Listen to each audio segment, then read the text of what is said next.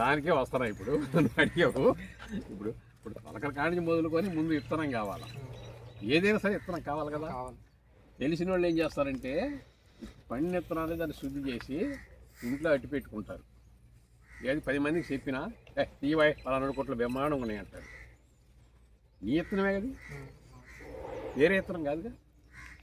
ఇప్పుడు అదే విత్తనం మామూలుగా చేసుకుని నువ్వు నీ పండిన దాంట్లో నువ్వు విత్తనం జల్లెడ పెట్టి గట్టి గింజ లావు వస్తుంది గింజ దాంట్లో ఆ లావు గింజ తీసి సన్న గింజ వరకు అట్టి పెట్టుకొని దాన్ని ఎండబెట్టి అది ఒక మందు కలుపు. దాంట్లో చాలా రకాలు ఉన్నాయి మందులు, గుజరాత్ కాడి నుంచి మందు కలిపి మళ్ళీ ఎండబెట్టి సంచిలో పోయి 30 కేజీలు పోయి సంచిలో వేయి వడ్డిస్తున్నాలే.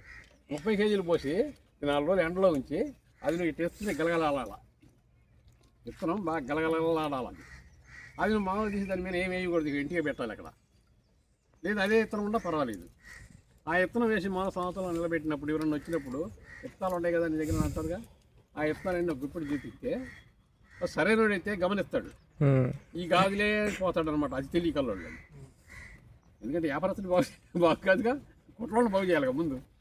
మరి ఆ కొట్లోళ్ళు బాగు చేయాలంటే కొంతమంది మెనూలు అట్టి పెడతారు విత్తనాలు, రైతులే.